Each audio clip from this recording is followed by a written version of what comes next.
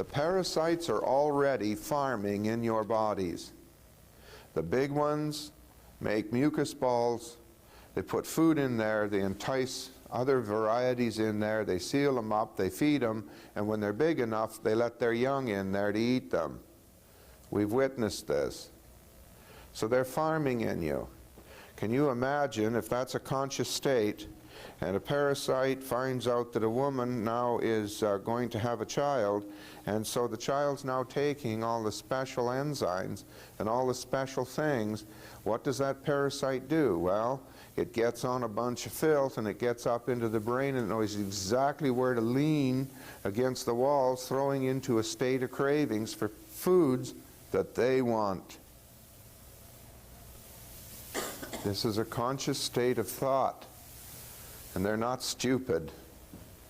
And when they're upset with you, they want you to stop doing that, so they all urinate at the same time.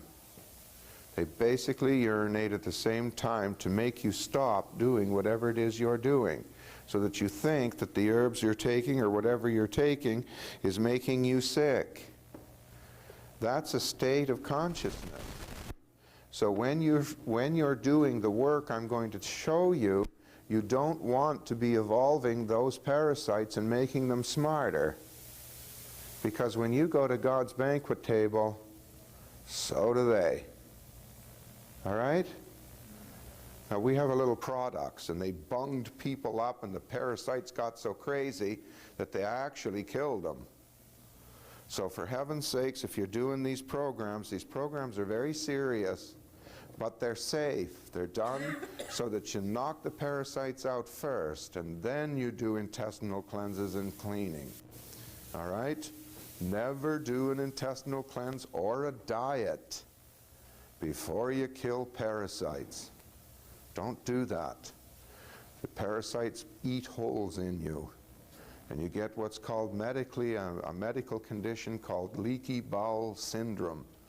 So whatever you do, do the parasites first. Knock them off, then clean up. It's kind of simple stuff, really. I don't know why these doctors and these companies would go to war with me on that, but they all did. It's amazing. Always remember this. If you do a deworming project, I don't care how good it is, go to the health food store or somewhere else and buy a little dumb junker program for deworming that just doesn't really work well, and add that to it on the 15th day. If you do that, the bugs get used to the hertz rate or the vibration of the herbs, and some survive and they hang on. If you throw in another junker program, it changes the vibratory rate, and as a result of that, the rest of them let go, and you can get an awful lot of buggies out of you in a short period of time. Like 5 pounds at one sitting is not uncommon. At least a pound is very common.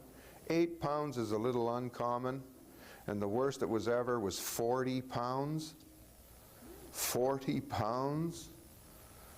I mean, can you believe that? I mean, it took him 2 days, but 40 pounds. His wife didn't believe me. She was a nurse. I mean, can you imagine? 40 pounds of parasites in 2 days. And she kept them. Now, that's either incredible interest or love, one or the other, and I'm not sure what it is.